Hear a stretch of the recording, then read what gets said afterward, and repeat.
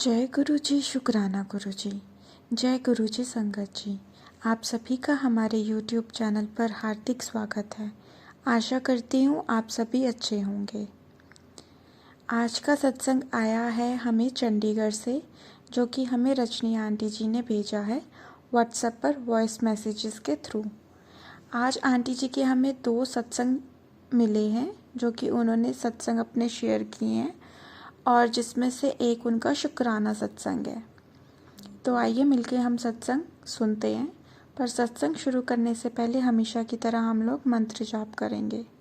तो आइए पहले हम मिलकर मंत्र जाप करते हैं। ओम नमः शिवाय, शिवजी सदा सहाय। ओम नमः शिवाय, गुरुजी सदा सहाय। ओम नमः शिवाय, शिवजी सदा सहाय। ओम नमः शिवाय, गुरुजी सदा सहाय। जय गुरुजी, शुक्राना गुरुजी। अनंतम अनंतम शुक्राना मेरे गुरुपा। जय गुरुजी। आइए तो अब हम मिलकर सत्संग शुरू करते हैं। जय गुरु जी, शुक्राना गुरु जी। जय गुरु जी संगत जी। मेरा नाम रजनी है और मैं चंडीगढ़ से हूँ। हम सत्संग करते हैं क्योंकि सत्संग करने से सत्संग करने वाले का भला होता है और सत्संग सुनने वाले का भी भला होता है। सत्संग में गुरु जी का आशीर्वाद होता है। ये सत्संग भी मैं गुरु जी की आज्ञा से कर रही हूँ। ये सत्संग जो है शुक्राना सत्संग है, जिसमें गुरु जी ने हमारे ऊपर जितनी भी मेहर की है वो सब मैं बताने वाली हूँ। वो ब्लेसिंग्स जो मुझे पता है। तो सबसे पहले तो गुरु पिता के चरणों में दंडवत प्रणाम, और उसके बाद छोटा सा गुरु ब्रह्मा गुरु विष्णु गुरु देवो महेश्वर गुरु साक्षात परम ब्रह्म तस्मै श्री गुरुवे नमः। ऐसे गुरु पर मैं बल जाऊं। सबसे पहले तो गुरु पिताजी, मैं अपनी शारीरिक बीमारियों के बारे में बताना चाहूँगी। मुझे ना आधे सर में बहुत दर्द होती थी माइग्रेन की। जब से गुरु जी का जल प्रसाद पीना शुरू किया है तब से वो माइग्रेन की दर्द जो है वो चली गई। अब कभी कभार चाय वगैरह ज़्यादा पीऊँ तो थोड़ी बहुत होती है, ऐसे नहीं होती। और इसके अलावा मेरे गले में एलर्जी एकदम हो जाती थी, इन्फेक्शन हो जाता था, जो अब नहीं होता, नामात्र रह गया है। ये सब जल प्रसाद से हुआ और सत्संग सुनने से हुआ। और इसके अलावा मुझे ऐसा लगता था जैसे मेरा ना ब्लड जो है वो, ब्लड का सर्कल जो है वो रुक जाता था और बेचैनी सी महसूस होती थी, एंजाइटी डिसऑर्डर लगता था, जो काफ़ी कम हुआ है।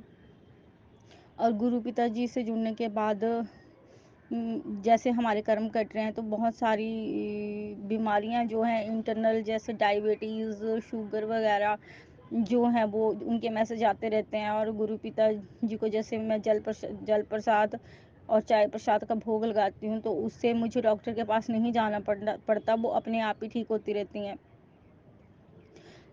और ये सारी जितने भी शारीरिक बीमारियां गुरु पिताजी ने मेरी सारी ठीक की हैं, इनके लिए गुरु पिताजी का शुक्राना, अनंतम शुक्राना, कोट कोट शुक्राना गुरु पिताजी। ये सारी मेहर गुरु पिताजी ने मेरे ऊपर की हैं। और पता नहीं बॉडी में कितनी तरह की बीमारियां लगी होंगी जो उन्होंने ठीक की हैं, उनके लिए भी गुरु पिता का बहुत बहुत शुक्राना, अनंतम शुक्राना, बारंबार शुक्राना। इसके अलावा गुरु पिताजी ने मुझे और कौन सी ब्लेसिंग्स दी हैं। आज तक मुझे कभी भी, मतलब होता है ना कि कर्म कट रहे हैं तो बहुत सारी परिस्थितियां फेस करनी पड़ती हैं, तो पैसों की प्रॉब्लम हुई पर इतनी भी नहीं हुई, बिल्कुल ही खाली हो गई हूँ। तो इसके लिए भी गुरु पिताजी का बहुत बहुत शुक्राना, अनंतम शुक्राना। और मेरी बहुत सारी इनसिक्योरिटीज़, जैसे फ्यूचर के लिए, बच्चे के लिए, परिवार के लिए जो चिंता थी, इनसिक्योरिटीज़, वो काफ़ी कम हुई हैं। वो भी गुरु पिताजी की मेहर से हुई। इसके लिए गुरु पिताजी आपका बहुत बहुत शुक्राना, अनंतम शुक्राना, कोट कोट शुक्राना। और मेरे ऊपर पता नहीं कितने कष्ट आए और कितनी ही दुर्घटनाएं जो वो होनी थी, और गुरु पिताजी ने उनको बाहर ही रोक दिया। उसके लिए गुरु पिताजी आपका बहुत बहुत शुक्राना, बहुत बहुत शुक्राना, कोट कोट शुक्राना। और इसके अलावा ऐसे कुछ कुछ संकट उन्होंने सपने में ही कटवा दिए, उसके लिए भी गुरु पिताजी आपका बहुत-बहुत शुक्राना, अनंतम शुक्राना, कोटि-कोटि शुक्राना। और गुरु पिताजी ने मुझे एक बेटी की तरह प्यार किया, बाप की कमी महसूस होने नहीं देते, हर पल मेरा ख़्याल रखते हैं। जब हाँ, पर जब बच्चे गलत होते हैं तो बाप डाँटते भी हैं, तो वो डाँटते भी हैं और मुझे अच्छा लगता है। वो सारे नियम कि माँ-बाप के साथ कैसे रहना, कैसे जीवन में जीना है, सब कुछ वो सिखा रहे हैं, सारे संस्कार वही एक माँ की तरह दे रहे हैं। इसीलिए मम्मी आई लव यू, आपका कोटि-कोटि शुक्राना, अनंतम शुक्राना। एक जानवर से इंसान बनाता है एक गुरु। एक अंधकार में हमारा भविष्य होता है जिसे प्रकाश में लेके जाता है गुरु। गुरु हमें ज्ञान देता है और जो ज्ञान हमें ईश्वर के साथ जोड़ता है और हमें असली इंसान बनाता है। तो गुरु पिता ने मेरे अंदर बहुत सारे बदलाव लाए हैं, इसके लिए भी गुरु, और ये सिर्फ एक पूर्ण गुरु, एक सदगुरु ही कर सकता है। इसके लिए सदगुरु जी आपका बहुत-बहुत शुक्राना, अनंतम शुक्राना, कोटि-कोटि शुक्राना। और इसके अलावा गुरुजी ने मुझे बहुत सारी चीज़ों की अहमियत समझाई, जैसे परिवार में लड़ाइयाँ झगड़े हो, बोला पानी चाहे गंदा ही हो मगर उसे आग बुझाने के काम आता है वो। तो उसी तरह रिश्तेदार चाहे जैसे भी हैं उनसे बिगाड़नी नहीं चाहिए, बना कर रखनी चाहिए, क्योंकि किसी भी टाइम पे वो काम में आ सकते हैं। तो ये सब सिखाने के लिए कि रिश्तों को तोड़े ना, काफ़ी रिश्ते टूट गए थे, जो उन्होंने फिर से जुड़वाए, उसके लिए गुरु पिताजी आपका बहुत-बहुत शुक्राना, अनंतम शुक्राना, कोटि-कोटि शुक्राना। और गुरु पिताजी ने मुझे जीवन जीना सिखा रहे हैं। और एक बात और कि मैं प्यार से ज़्यादा मोह में फँसी हुई थी, तो उन्होंने मुझे हर रिश्ते का एक-एक रंग दिखाया कि देखो ये सब जो है रब राज़ी हो तभी राज़ी होते हैं। ये भी वैसे ही खिलौने हैं जैसे तू है। मतलब हम रब के बनाए खिलौने तो हैं, जहाँ रब मुड़ेगा वहाँ मुड़ जाएँगे। तो सबसे पहला प्रेम जो ईश्वर से करना चाहिए, भगवान से करना चाहिए। अगर हम रिश्तों से प्रेम करेंगे तो कोई ना कोई हमें धोखा देगा, और मेरे साथ हुआ ऐसा। तो हमें अपना प्रथम प्रेम जो है प्रभु को रखना चाहिए, रब को रखना चाहिए, रब के आगे खुद को समर्पित करना चाहिए। और रब ही हमारे उन कामों को और उन दुखों को समझ सकता है, बाकी कोई और नहीं। इंसानों के साथ बातें करेंगे तो वो आगे जाके हंसते हैं, मजाक बनाते हैं। रब ही हमारा सच्चा साथी है, गुरु ही हमारा सच्चा साथी है। और हम बहुत ही किस्मत वाले हैं कि हमें रब गुरु के रूप में मिला है। तो इसके लिए गुरु पिताजी आपका कोटि-कोटि शुक्राना, अनंतम शुक्राना, बारंबार शुक्राना। और गुरु पिताजी मुझे आप बोलते हो कि गुस्सा नहीं करना, जवाब नहीं देना, मगर पता नहीं क्या हो जाता है अचानक। ये जो ब्लैक मैजिक है इसकी वजह से अचानक एकदम से गुस्सा आ जाता है, और थोड़ा लाइफ से फ्रस्ट्रेटेड जो परिस्थितियां देखी उनकी वजह से गुस्सा आ जाता है। इसके लिए मैं आपसे नाक रगड़ के माफ़ी मांगना चाहूँगी कि मेरे मुंह से निकल जाता है और मुझे बाद में पछतावा होता है। इसके लिए गुरु पिताजी मुझे क्षमा करें। और उम, साधु कैसे होते हैं? साधु शांत होते हैं, ना कि वो उछल-उछल के जवाब देते हैं। मगर हमारा व्यवहार ऐसा है कि हम शांत कम रहते हैं और बोलते ज़्यादा हैं। फिर चाहे हम जितना राम नाम जप लें, लोग हमें पागल ही सोचेंगे, और इससे गुरु का भी अपमान होता है। भई पता नहीं इनका कैसा गुरु है, क्या शिक्षा देता है कि ये ज़ोर-ज़ोर से चिल्लाते हैं। मगर ऐसा नहीं है गुरु पिताजी, जो लोग आगे खड़े होते हैं वो भी सही नहीं है। वो इतना फ्रस्ट्रेटेड कर देते हैं, इतना फ्रस्ट्रेटेड कर देते हैं कि बोलने पे मजबूर कर देते हैं। और धीरे-धीरे सब्र सब्र आ जाएगा। आप बड़े मंदिर जल्दी से बुला लीजिए और बड़े मंदिर बुला के अपना आशीर्वाद दे दीजिए। आपका आशीर्वाद मिल जाएगा तो सारे ब्लैक मैजिक चले जाएँगे और शांति आ जाएगी, और आपकी बेटी एक असली रूप में आ जाएगी, जो होगी अपने गुरु छतरपुर वाले की बेटी। तो गुरु पिताजी आपने हमें अपनी बेटी बनाया। मुझे ये महसूस नहीं होता कि मैं शिव की बेटी हूँ, महाशिव की बेटी। मुझे ये महसूस होता है कि मैं डुगरी वाले की बेटी हूँ। डुगरी वाले जो मेरे गुरुजी हैं ना, वो मेरे गुरुजी हैं। उसी स्वरूप को देख के मुझे रब का एहसास होता है। भगवान भोलेनाथ के रूप में तो मैंने आपको कभी देखा नहीं, मगर जिस रूप में देखा है उसमें मुझे आप बहुत ही अच्छे, बहुत ही प्यारे लगते हो, और उस वही मुझे पिता के रूप में आपका रूप लगता है। मैं अपने आप को बहुत बदकिस्मत मानती थी, मगर जब से आप मेरी लाइफ़ में आए हो तब से मैंने बदकिस्मत समझना छोड़ दिया है। तो हम बदकिस्मतों को किस्मत वाले बनाने के लिए आपका बहुत-बहुत शुक्राना, अनंतम शुक्राना, कोटि-कोटि शुक्राना गुरु पिताजी। इसके अलावा गुरु पिताजी हमें ढेर सारी ब्लेसिंग्स देते रहते हैं। जैसे पहले बटरफ्लाई के रूप में देते थे, जगह-जगह बटरफ्लाइज़ दिखती थी, घर में बटरफ्लाई, पार्क में बटरफ्लाई, इस तरह ब्लेस करते थे। सपनों में बटरफ्लाई दिखा के ब्लेस करते थे, जिनको मैं एंजल बोलती थी।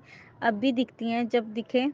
और अभी मेरे सामने एक कबूतर बैठा हुआ है। आजकल गुरु पिता मुझे अलग-अलग रूपों में आके ब्लेस करते हैं, जिसमें कबूतर बहुत ज़्यादा हैं। जगह-जगह कबूतर, हर जगह कबूतर दिखते हैं। ऐसा लगता है जैसे सारे जहाँ में कबूतर ही कबूतर हो गए हैं। तो इस ब्लेसिंग के लिए भी गुरु पिताजी आपका बहुत-बहुत शुक्राना, अनंतम शुक्राना। बटरफ्लाई, कबूतर, फिर 2 बार साधु के रूप में दर्शन दिए, उसके लिए आपका बहुत-बहुत शुक्राना गुरु पिताजी। आपने मेरे सर पे हाथ रखा, उसके लिए बहुत-बहुत शुक्राना। और सपनों में आपने ब्लेस किया, उसके लिए आपका बहुत-बहुत शुक्राना। आपका ढेर सारा शुक्राना।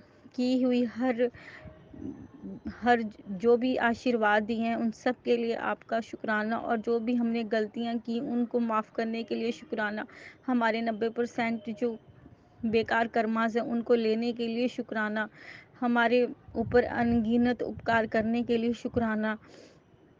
बच्चे की तरह प्यार करने के लिए शुक्राना, और इसी तरह बच्चे की तरह हमसे प्रेम करते रहें। भगत से पहले हमें अपना बच्चा समझें और बच्चे की तरह प्यार करें, बच्चे की तरह समझाएं। बस यही आपसे प्रार्थना है मेरे गुरुजी, मेरे प्यारे गुरुजी, मेरे सोने गुरुजी।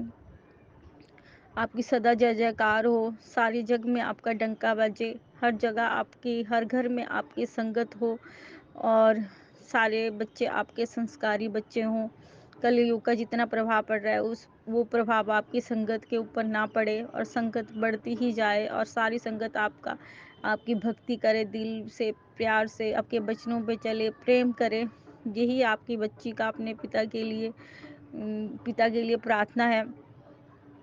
और गुरु पिताजी, ये एक शुक्राना सत्संग था, जिसमें बस आपका शुक्राना शुक्राना शुक्राना और अनंतम शुक्राना, ढेर सारा शुक्राना है। सपनों में दी हुई हर ब्लेसिंग के लिए, जो देवी देवताओं के दर्शन, मंदिरों के दर्शन, गुरुद्वारों के दर्शन, शब्द ब्लेस किए आपने, शब्द ब्लेस किए, फिर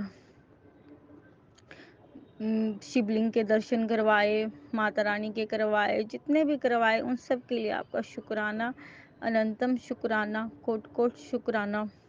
और जो इतनी बड़ी दुर्घटनाएं होने वाली थी, जिनमें जान का बचना बहुत मुश्किल था, जो आपने छोटे में कटवा दी, और आपने हमें भनक तक नहीं लगने दी, उसके लिए आपका बहुत-बहुत शुक्राना, कोटि-कोटि शुक्राना, अनंतम शुक्राना।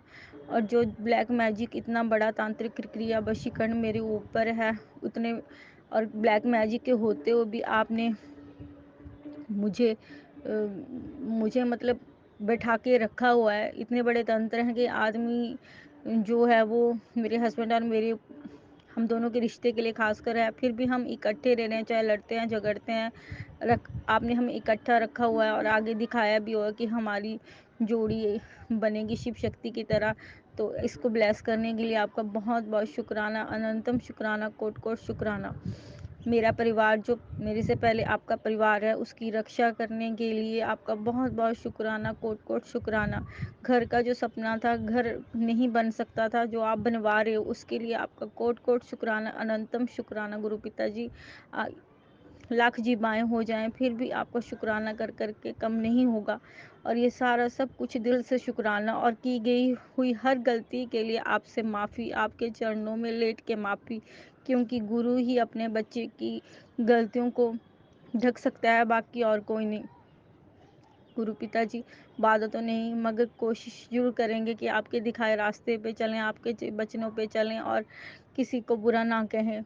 जय गुरु जी, शुक्राना गुरु जी।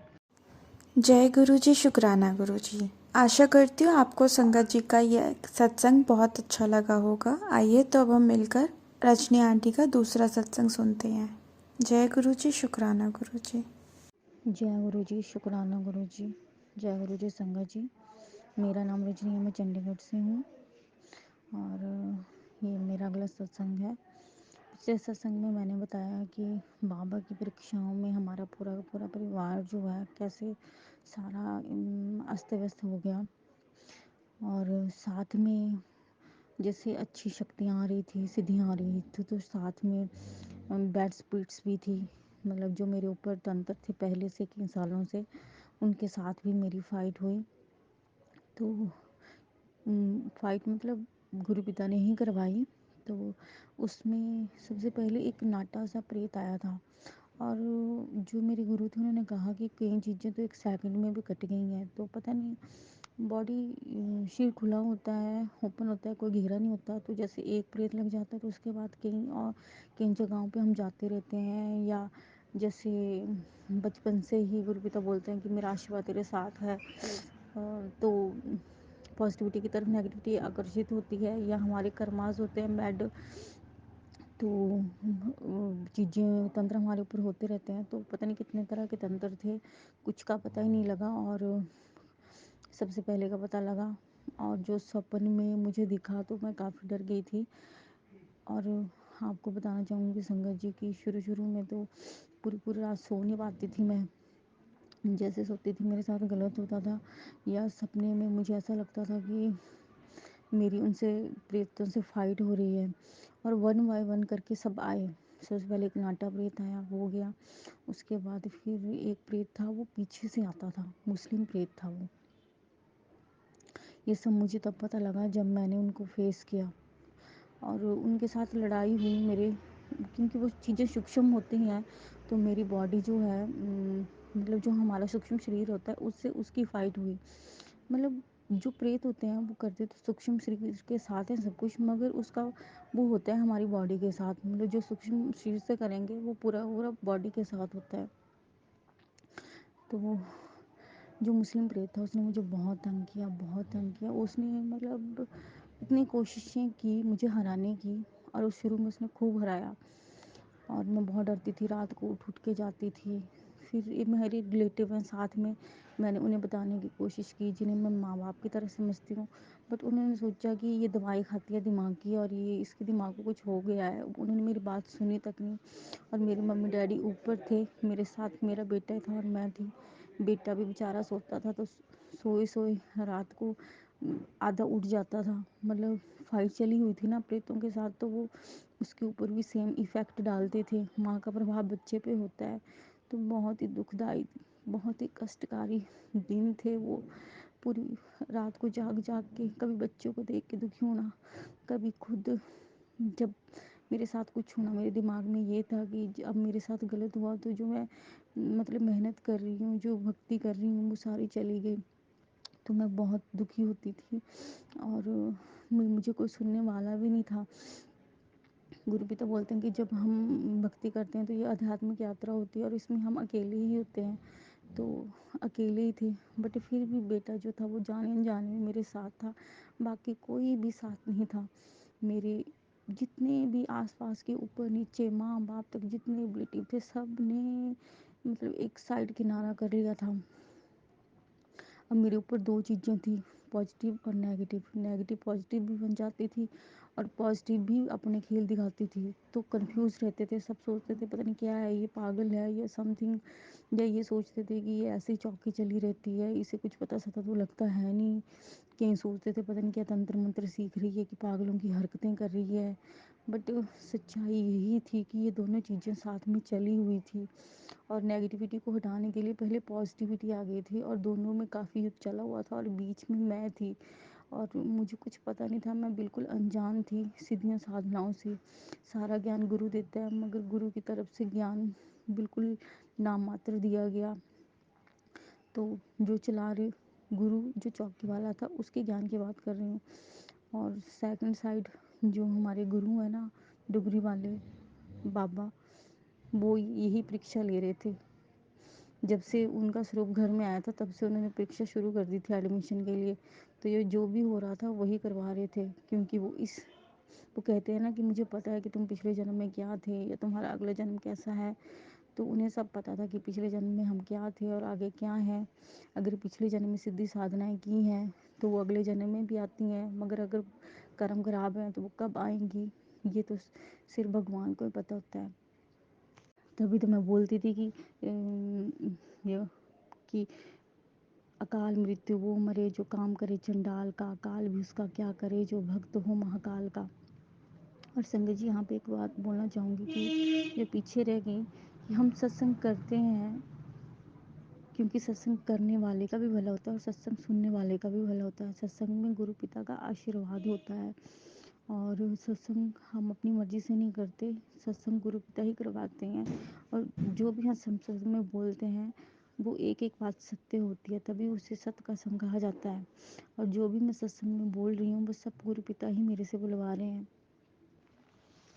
फिर उसके बाद क्या हुआ कि जो मुस्लिम प्रेत था उसने बहुत तंग किया, मगर एंड में जैसे मैं अपने मुंह से ही शक्ति आती थी, वो भी मुंह से ही मतलब मेरे थ्रू बोलती थी और जो प्रेत थे वो भी बोलते थे। तो उसने फिर मेरे बेटे के सामने बोला कि अब मैं इससे हार गया, पिछले जन्म में पता नहीं कौन सी ये भगतन थी या कौन सी भगतन है, अब मैं हार गया हूँ और अब मैं चला जाऊँगा और ये जो रह गए पीछे ये भी चले जाएंगे। फिर मेरा बेटा बड़ा खुश होता था कि अच्छा है, उसे उसे इतना पता नहीं लगता था, बट फिर भी वो मेरा साथ पूरा देता था। एंड मैं गुरुपिता का बहुत शुक्राना करना चाहती हूँ कि मुझे ऐसा बच्चा दिया जिसने सबसे बुरे समय में मेरा साथ दिया। और पिछले जन्म में ज़रूर मतलब मैंने ही उससे कुछ, मेरे से ही बुरा हुआ होगा जो मुझे इतने कष्ट झेलने पड़े। उसने तो कोई कष्ट दिया नहीं, बट जो भी कष्ट हुए मैंने ही कुछ बुरा किया होगा। और बहुत ही अच्छी सोल है, बहुत ही नाइस सोल है। इतना प्यारा बच्चा देने के लिए गुरु पिता का बहुत बहुत शुक्राना, अनंतम शुक्राना।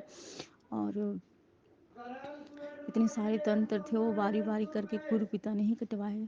और मुस्लिम प्रेत जो कट के गया वो भी गुरु पिता ने कटवाया, वो पता नहीं 12 साल से लगा हुआ था।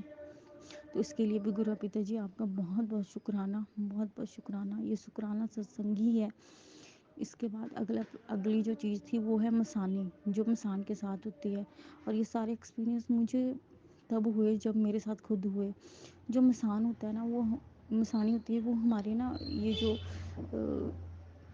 छाती होती है इस पे बैठती है वो। और जो मसान होता है वो पीठ में होता है, मतलब ये जोड़ा होता है। मसान बच्चे को बोलते हैं, जो मरे हुए बच्चे होते हैं। और ये काम जो तांत्रिक करते हैं वो पता नहीं कैसे पकड़ते हैं, क्या करते हैं वही जाने। और जो मेरे गुरु थे वो बोलते थे कि अभी तुझे बड़ा कुछ करना है, अभी मसान भी पकड़ना है। तो शुक्र है गुरु पिता ने मुझे ऐसी जगह से बचा लिया। जो मरे हुए प्रेत हैं, मरी हुई आत्माएं हैं, उन्हें पकड़ के काम करवाना ये तो एक अपराध है ना। तो इसके लिए गुरु पिता जी का बहुत बहुत शुक्राना। फिर क्या हुआ संगत जी आगे कि जो मसान था ना, उस मसानी और मसान के साथ मेरी बहुत फाइट हुई। और कुछ मंत्रास थे जो मुझे मिले हुए थे। ये बताना मैं भूल गई कि सपने में मुझे मंत्रास भी मिले थे। शुरू में कई मंत्रास मिले थे जो मतलब मैं जब मेरी फ़ाइट होती थी ना इनके साथ, मसान और मसानी, ये मुस्लिम प्रेत के साथ मैं बोलती थी, तो मसान और मसानी के साथ तो कई मंत्रास ऐसे थे जो जिनका उन्हें असर ही नहीं होता था, मेरे साथ बात गाते थे। ऐसे ऐसे प्रेत हैं जो मंत्रों को भी हमारे साथ बोलते हैं और जो डरते ही नहीं हैं। तो फिर उसके बाद काली माँ के मंत्र से डरे वो। मतलब ये तंत्र इतने हैवी हैं कि तांत्रिक शक्तियों से ही डरते हैं। फिर अंत में ये दोनों, मुझे सपना हुआ कि मैंने मसान और मसानी को गले से पकड़ा हुआ था। और उसके बाद फिर मैंने उन्हें छोड़ दिया। वो तड़प रहे थे, मैंने मंत्र पढ़ रही थी मैं और साथ में मैंने उन्हें छोड़ दिया। मुझे लगा कि यार ये जाते तो हैं नहीं, तो क्या फ़ायदा इनको पकड़ने का।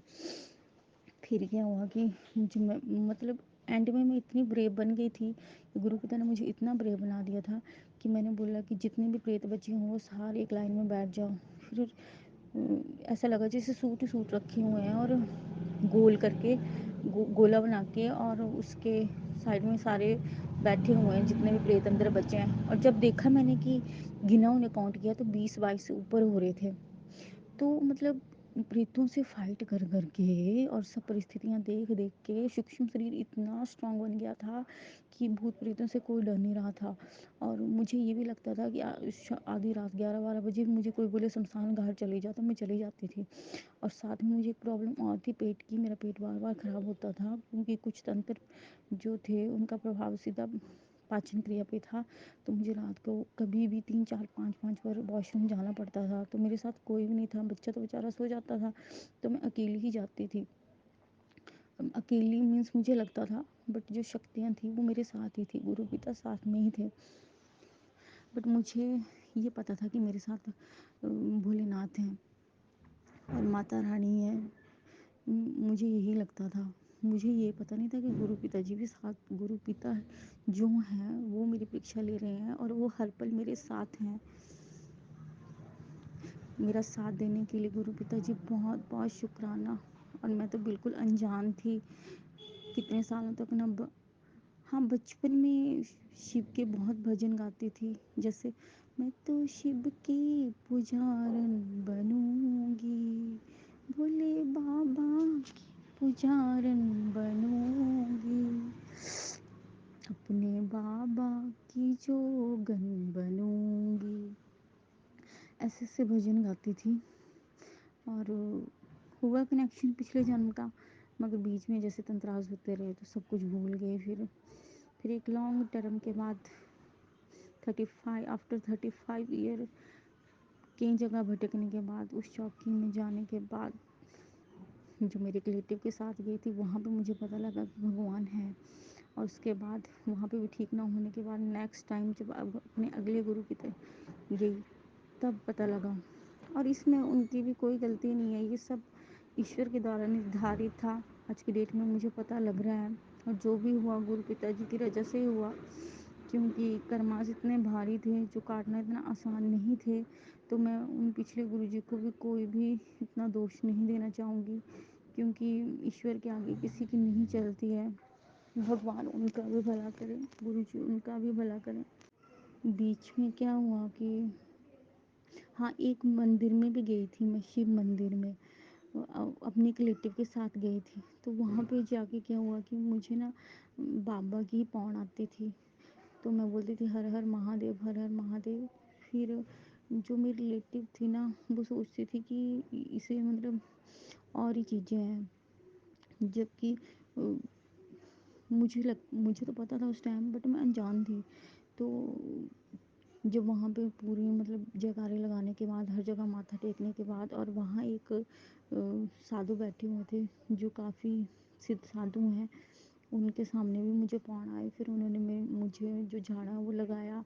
फिर जो मेरी रिलेटिव थी वो मेरी तरफ देखती रही। और उसके बाद जब हम जाने लगे तो कुछ मतलब होते हैं ना, कुछ अच्छे इंसान भी होते हैं, वो एक सेवा का काम करते थे गौशाला में। उन्होंने पूछा कि इस लड़की के साथ क्या है, तो उस रिलेटिव ने कहा ऐसे ऐसे कुछ नहीं है इसके साथ, ये ऐसे वो मतलब एक तरह से कहने का मतलब था कि इसके दिमाग में ही प्रॉब्लम है। मतलब इतनी मन में किसी को इतनी जेलस नहीं रखनी चाहिए। यहाँ पे मैं उनकी बुराई नहीं कर रही, बट यहाँ पे बात हो रही है एक तरह से दो चीज़ों की। एक कि जो मेरे साथ हो रहा था वो अविश्वसनीय था, क्योंकि जो रिलेटिव है उसके खुद के लड़के बोला गया था कि उसे 7-8 साल भक्ति करनी पड़ेगी तब भगवान मिलेंगे। और दूसरी तरफ मैं थी, मैं मुझे गए थोड़े दिन हुए थे और मैं जयकारे लगाने लगी थी, और पिछली लाइफ मेरी बड़ी बेकार रही थी। तो यहाँ पे एक तो उन्हें विश्वास नहीं हो रहा था कि मेरे साथ कुछ शक्ति हो सकती है, क्योंकि मेरी लाइफ बड़ी बैड रही थी।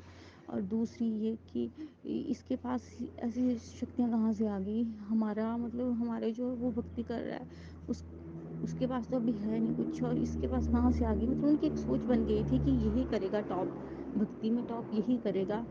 उनके साथ कुछ ऐसी घटनाएं हुई थी जिससे उन्हें जो मेरा मतलब जो रिलेटिव था जो भक्ति कर रहा था, उसने सोचा था कि मैं अपने रिश्तेदारों को करके दिखाऊंगा। मतलब वो एक बदले की भावना से चला हुआ था कि मैं भक्ति करूंगा, दिखाऊंगा सबको, क्योंकि कुछ लोगों ने उसे कुछ कहा था तो वो करके दिखाना चाहता था। होता है ना कि किसी काम के लिए कोई हमें कहता है कि हम नहीं कर सकते, हमारी इंसल्ट करें, तो हम बोलते नहीं हम करेंगे करेंगे।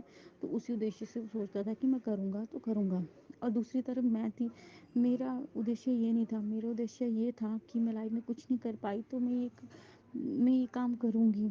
और दूसरा, मुझे फाइनेंशियल प्रॉब्लम थी। मैं वो देखती थी मनु भैया की वीडियो, वहाँ पे जो प्रीतम भैया आते थे, उन्होंने अपना अपना ही काम सेवा का शुरू किया था। तो उनकी तरह सोचती थी कि सेवा भी करूँगी अपने गुरु के पास, और साथ में जैसे सेवक रखते हैं वो, फिर उनको एक तरह से जॉब भी मिल गई होती है, वैसे करूँगी और मेरी प्रॉब्लम भी सॉल्व होगी।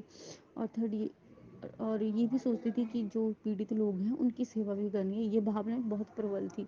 तो 2-3 इच्छाएं जो हैं बहुत ज़्यादा थी, मगर इसमें मुझे ये पता नहीं था कि भगवान इतनी आसानी से नहीं मिलते। भगवान को मुझे नहीं पता उन्हें कैसे मिले हैं भगवान, वो तो वो जाने, बट मुझे उस तरीके से नहीं मिले। मेरी तो पूरी तरह से परीक्षा हुई। और इच्छाएं, गुरु पिता तो बोलते हैं कि इच्छाएं रखनी नहीं चाहिए। इच्छा रखो तो गुरु के चरणों में रहने की रखो, बाकी कोई इच्छा मत रखो, क्योंकि इच्छा रखोगे तो परीक्षा और तगड़ी होगी। तो बाकी भगत वही जाने कि उनके पास सिद्धि इतनी आसानी से कैसे आ गई, और मेरे पास तो सिद्धि आके भी परीक्षा जो है इतनी डिफ़िकल्ट है। और धीरे धीरे हर दिन मुझे कोई ना कोई शिक्षा मिलती है। और अब तो गुरु पिता बोलते हैं कि हर पल हर सेकंड मेरी परीक्षा जली हुई है। तो गुरु पिता जी, इन सब चीज़ों में भी मेरा भला ही है, इसके लिए भी आपका बहुत बहुत शुक्राना, अनंतम शुक्राना, हर पल शुक्राना। अंत में क्या हुआ था कि मुझे ना बाबा का अघोरी दूत मिला। तो मुझे सपना हुआ कि मैं एक गुफा में अंधेरे में जा रही हूँ, निचली साइड एक रास्ता है उसकी तरफ, जैसे कोई मंदिर है उसकी तरफ जा रही हूँ। फिर मुझे लगा कि अंधेरा है, अब जाना छोड़ देती हूँ। फिर मैं पीछे बैक हुई, फिर पीछे बैक होके मुझे एक गुफा सी दिखी कि ऐसा लगा जैसे जैसे उसमें मतलब मान लो आप 1 फुट 1.5 फुट की होगी। तो उसमें मैंने हाथ अंदर किया तो मुझे कुछ नज़र नहीं आया। उसके बाद फिर हाथ घुमाया मैंने अंदर तो कुछ नहीं लगा मुझे, जैसे मैं कुछ ढूंढ रही थी। फिर उसके बाद मुझे दिखा जैसे मैं अंदर ही पहुंच गई। फिर मुझे दिखा जैसे बाबा की पिंडी रखी है बहुत बड़ी। और फिर मैं ना उसके आगे रिग्रेट कर रही हूँ कि बाबा इस जन्म में बहुत बुरे कर्म हो गए हैं और मैं आपको छूऊँ कैसे। जैसे होता है ना कि हमें अपने आप को लगता है कि एक सोल होती है जो जिसकी लाइफ में कुछ ऐसा हो गया होता है जो नहीं करना चाहती, वो रिग्रेट कर रही है। उसी तरह से मैं रिग्रेट कर रही थी। फिर उसके बाद पिंडी को छुआ मैंने। फिर वहाँ पे 3-4 और मूर्तियाँ बन गई, गणपति महाराज की, दुर्गा माँ की, और मुझे याद नहीं रही कौन थी, पर बट और भी बनी। फिर उसके बाद क्या हुआ, वहाँ बहुत सारे लोग दिखना शुरू हो गए, लेडीज़ दिखना शुरू हो गई। एक रूम और दिखना शुरू हो गया जहाँ से वो खाना ला रहे थे और सारा खाना खा रहे थे। फिर मैंने भी फिर क्या हुआ कि बीच में मुझे एक सपना हुआ था कि मेरे अंदर ना एक इच्छा जागी थी कि मैं अघोरिन बनना चाहती हूँ। तो क्या हुआ कि रात को सपना हुआ जैसे एक बाबा है, और मैं मेरे ना एंड में जब सारी चीज़ें चली गई थी, बट फिर भी मुझे लगता था कि मेरे अंदर कुछ है। तो मैं उनसे जैसे बोल रही थी बाबा से कि बाबा मेरी पीठ को देखो, मेरी पीठ में कुछ है। तो बाबा ने पीठ के ऊपर हाथ रखा और बोला कि कुछ नहीं बेटा, ये थोड़ा सा है, ये चला जाएगा। फिर मैंने बोला बाबा मैं अघोरन बनना चाहती हूँ। तो बाबा ने बोला तू अघोरन ज़रूर बनेगी। तो उन्होंने मुझे आशीर्वाद दिया और मैं बहुत खुश हुई जब सो के उठी। ये सब चीज़ें जो थी वो इतनी इजी नहीं है, बहुत डिफ़िकल्ट है, बट मैंने खेल खेल में ले गई। मुझे पता ही कुछ नहीं था, और शायद पता होता तो इतना होता ही नहीं। तो गुरु पिताजी आपका बहुत बहुत शुक्राना, इतनी डिफ़िकल्ट चीज़ों को इतने इजी वे में करवाने के लिए। और इसी के साथ आज का सत्संग मैं समाप्त करती हूँ। और सत्संग करते हुए कोई गलती हुई तो क्षमा करिएगा, क्षमा करिएगा गुरु पिताजी, क्षमा करिएगा संगत जी। जय गुरु जी, शुक्राना गुरु जी। आइए अब हम इस सत्संग को यहीं पे विराम देते हुए गुरु जी का मंत्र जाप करते हैं। ओम नमः शिवाय शिवजी सदा सहाय, ओम नमः शिवाय गुरु जी सदा सहाय, ओम नमः शिवाय शिवजी सदा सहाय, ओम नमः शिवाय गुरु जी सदा सहाय। जय गुरु जी, शुक्राना गुरु जी।